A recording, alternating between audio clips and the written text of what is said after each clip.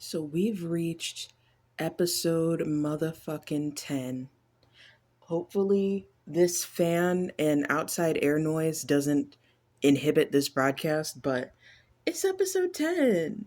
And we've got 10 plus subs, and we've got some satisfaction of the work I've been doing in this little project, and satisfaction about the response. It's been really cool. I I'm really happy with this little steady pace. I don't want too many eyes on me actually as I'm trying to figure shit out. If people are attracted to what I'm doing, it's good. If it takes them a while to find out what I'm doing, that's also good. I'm just here for personal development and to hopefully maybe help y'all figure some things about yourselves and other things you might not have considered about the world around you just by hearing me work through my thoughts and shoot the shit every week.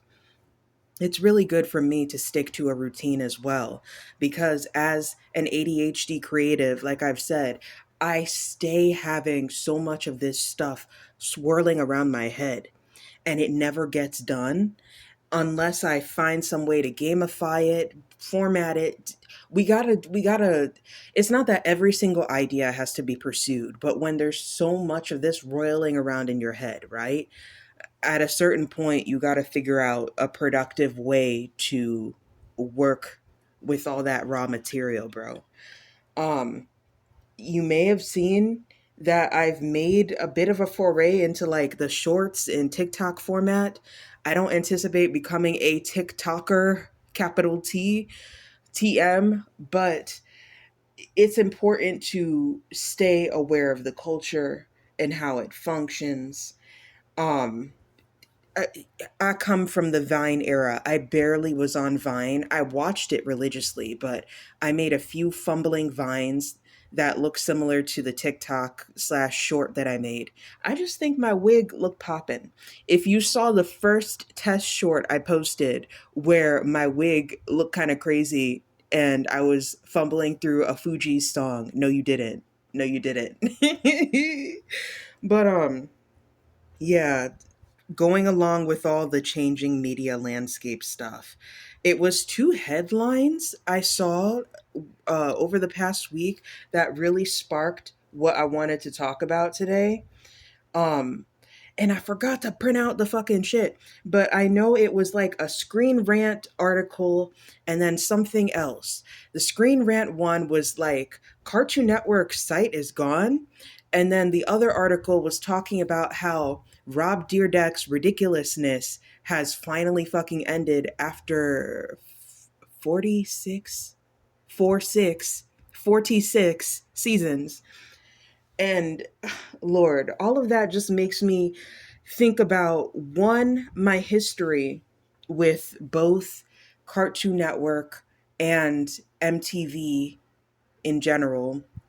And it also just makes me think about, as I said before, the nature of changing media landscape and just time marching forward. So, as someone, I'm 29 now.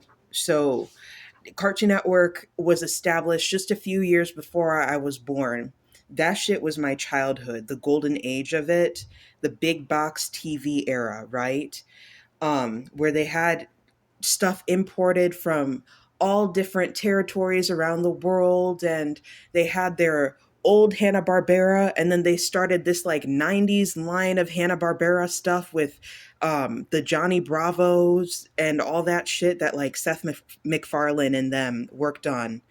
Um, uh, and then when it comes to MTV, oh, and of course with Cartoon Network, y'all might have heard me talk about before, like one of my all-time favorite cartoons, shows of all time, Ed, Ed and Eddie, just emblematic of Cartoon Network, right?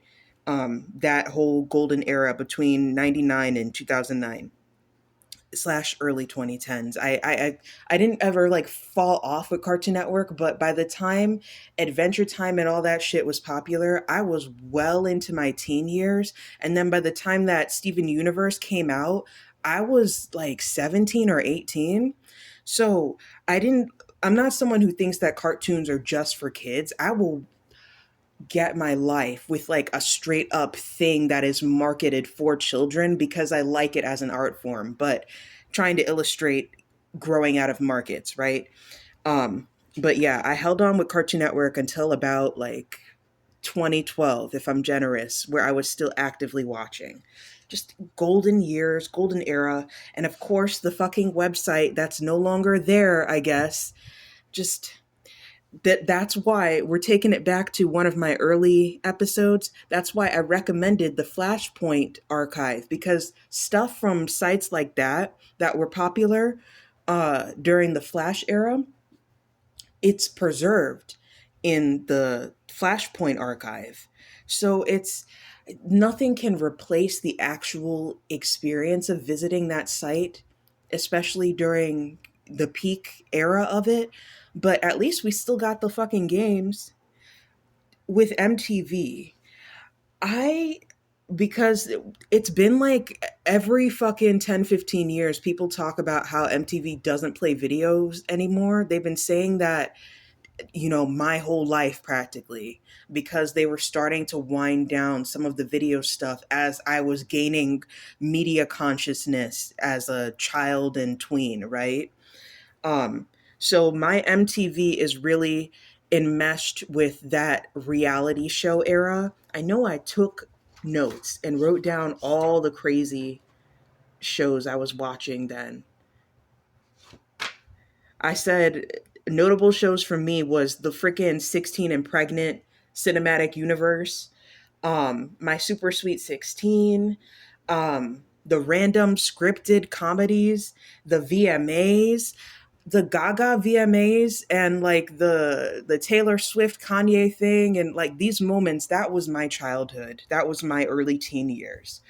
Um, and then, of course, fucking Rob Deerdeck ridiculousness round the clock all day. And thinking about that with like CN, MTV, things changing, and the fact that I watched CN a ton, but I didn't watch MTV a whole lot. That doesn't mean MTV as in like, I didn't have that traditional 24-hour music video channels experience with MTV, because I got that through other outlets.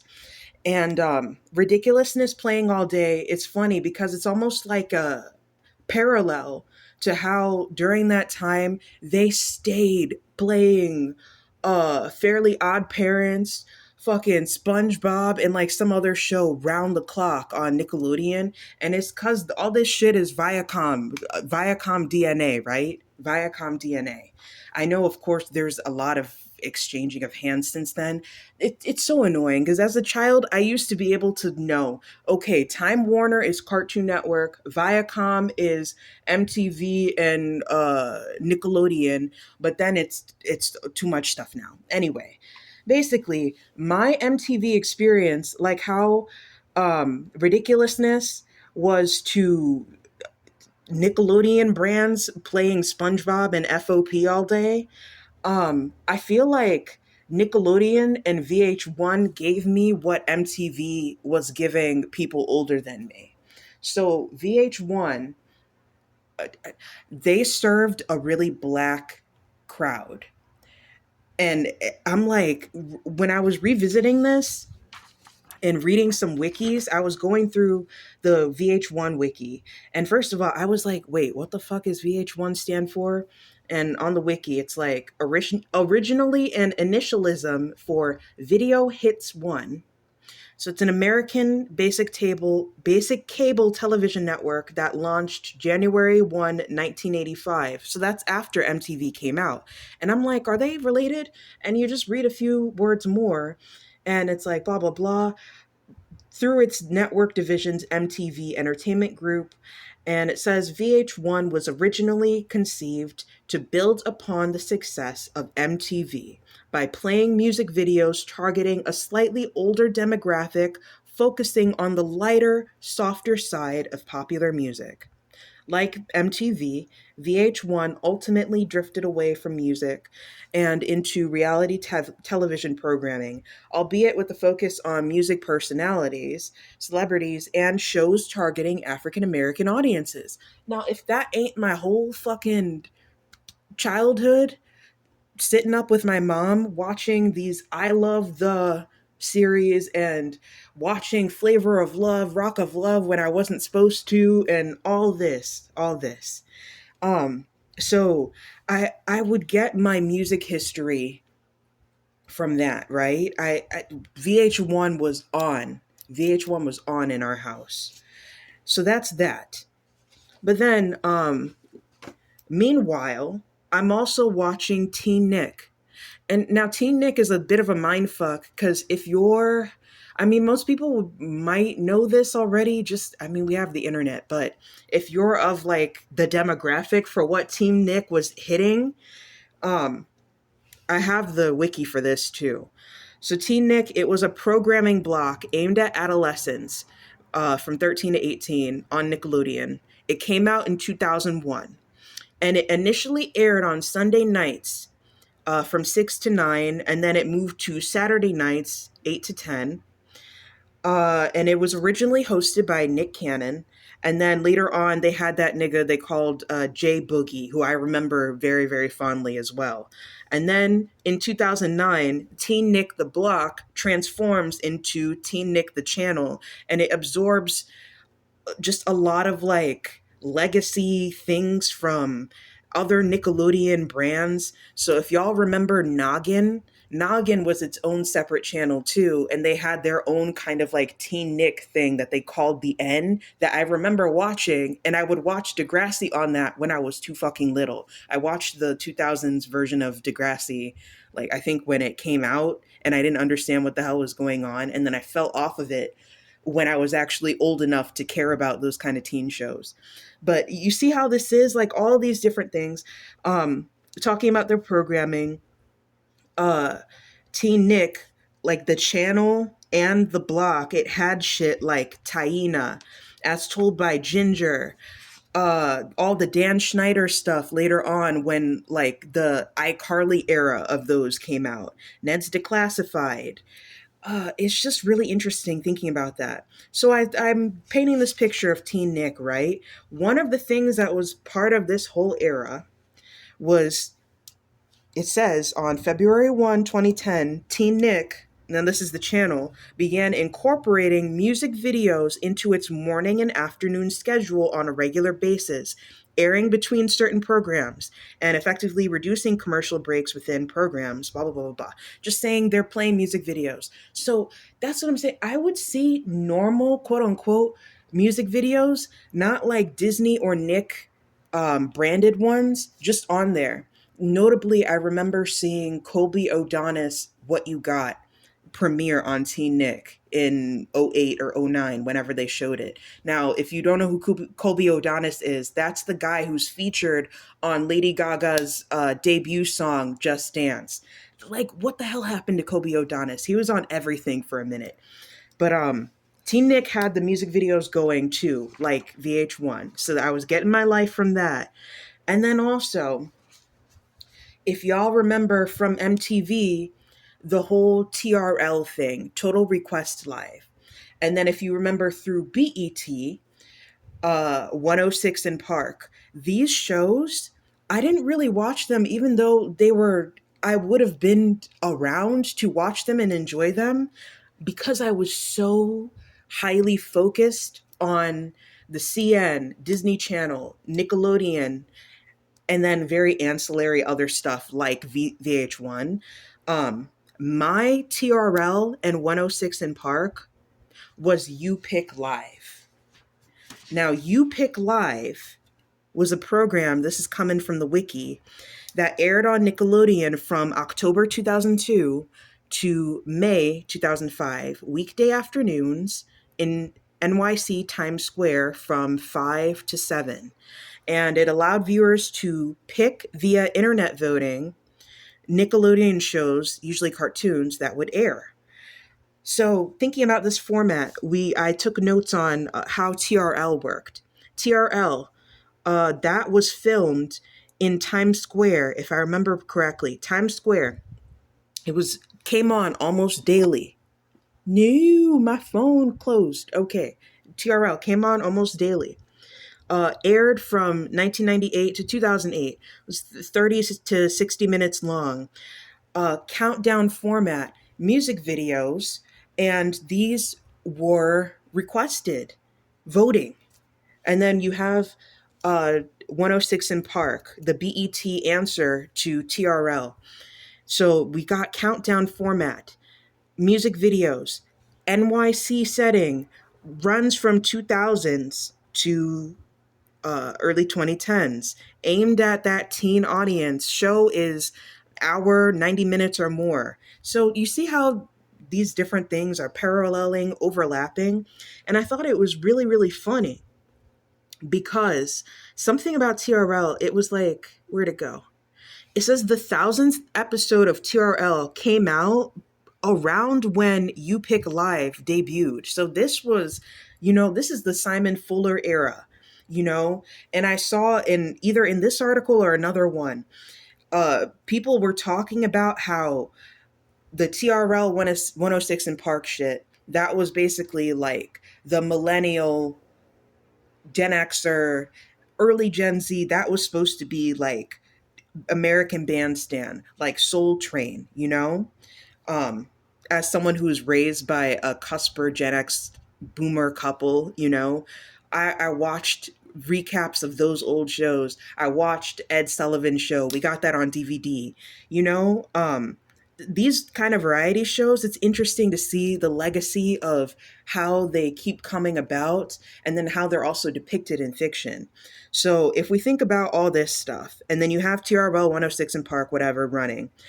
When I'm a kid, you have movie like Stuck in the Suburbs, which you have Taran Killam is playing like the heartthrob, and then you've got was it Kay or Danielle Panabaker, whichever one of them, and Brenda Song, and they're all watching like the live uh, performance of his debut single or whatever the hell it was.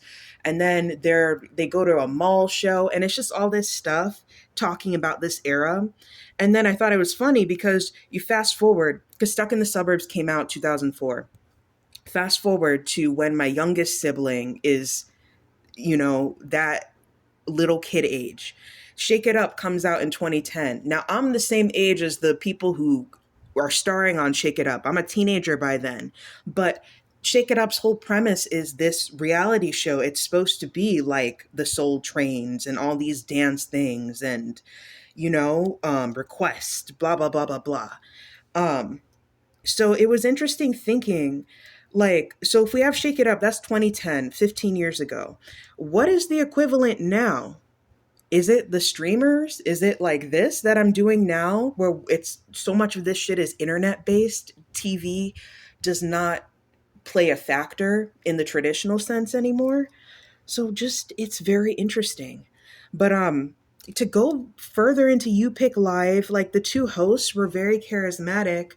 It was Brent and Candace, and some of y'all might know Candace because she later went on to G4's Attack of the Show.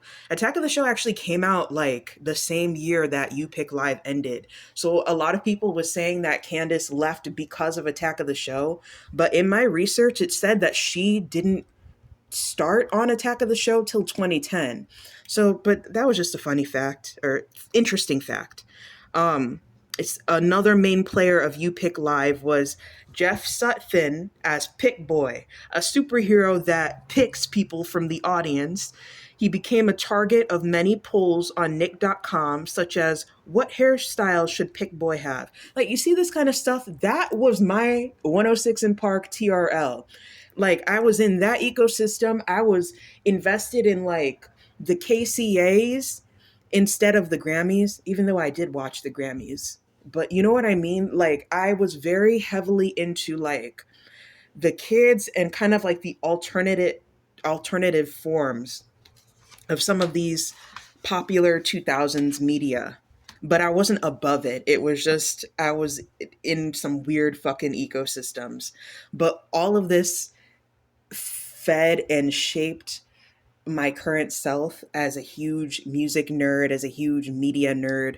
I am a forever student, and the way I re engage with knowledge and further my knowledge is by doing shit like this instead of letting it swirl around in my head. So I will leave y'all with some resource recs for books and for YouTubers that kind of give you the vibes of this shit that I was into as a child, right? So, if you want modern VH1 vibes, like I love the just like countdown vibes, learning about your favorite musician. Maybe not necessarily your favorite, but these are ones that are my favorite musicians that are really, really well done pieces of media. Reference books: Genesis, Chapter and Verse, by all the members of the Genesis rock band, edited by Philip Dodd, published by Macmillan Books, I believe. This thing has been with me through so many travels. Genesis is one of my all time favorite bands.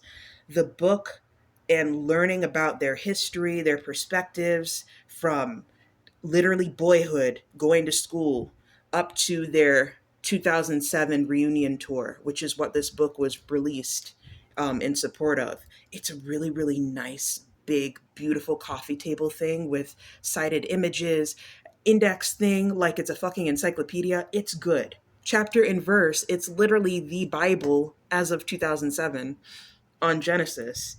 And even though it's edited by someone else, it's basically like a big interview, like you're reading a gigantic magazine interview. And people who didn't like the book Daisy Jones and the Six, the fiction book, I feel like a lot of people were ones who were not regular readers of this kind of music autobiography reference thing. Because even like the formatting of Daisy Jones and the Six, where it'll be like person's name, colon, and then just the stuff, and it's going between different people's perspectives. That's just how a lot of these rock things are written. So if you like Daisy Jones and the Six, you like music history, and you like Phil Collins slash Genesis in any capacity, you've heard any of their songs. Genesis, Chapter and Verse. Um, Another book along those lines I like, it's not a coffee table one, but it's a big tome in its right. Born to Run by Bruce Springsteen. Believe it was published in 2016 or 2017. It's straight from his mouth. It's straight from the boss. Again, if you like anything of him, and if you like rock music at all, it's just a really, really sweet perspective on one dude trying to fucking make his dreams come true. And then two other books I'll hit you with real quick are the Queen book. I think it's like Crown Princes of Rock or something. The one that's by Phil Sutcliffe. There's a 2009 original version that I read as a kid, and then there's a reprint that I got from my mom like 10 years ago or something. Both are really good. It's just giving like scrapbook scavenger hunt vibes with regard to Queen. Um, and then a more controversial recommendation I'll give is Journals by Kurt Cobain. Just, you could look it up. Some people think it's exploitive, some people think it's not. I just remember in my early 20s, I gifted a friend a copy of it. And now, as I've been getting back into regular journaling, like really, really obsessive journaling and writing a fuck ton, it's just making me think of his journals, Cobain's. And then all of the doc slash musicologist teas that I get from the following YouTube channels. Fucking Todd in the Shadows. He's brilliant. Just check out Todd in the Shadows. I can't do him justice. Rap critic, collaborator of Todd in the Shadows, but with a rap and hip hop primary lens. And it's fun because Todd in the Shadows does more general music and pop music. So that includes rap. Sometimes you'll see Todd in the Shadows talk about a certain event in hip hop, and then you'll see Rap Critic talk about the same exact thing from his perspective. Very, very fun. And then lastly, Cameron Suzanne. So if Todd in the Shadows and Rap Critic have an elder millennial perspective, Cameron Suzanne is a black core Gen Z perspective, and she's so fucking eloquent. I think she's a little younger than me, but she outspeaks, outwrites so many bitches on this platform. I just I can't do her justice again. If you like the R&B pop girly side of music, she is your girl. She is your girl. And her editing is not annoying. It's not too much annoying, overstimulating stuff going on. But yeah, 10th episode, man. I'm glad I sat down and just got this done because I was trying to figure out how to organize my thoughts today. And I said I needed to just do it.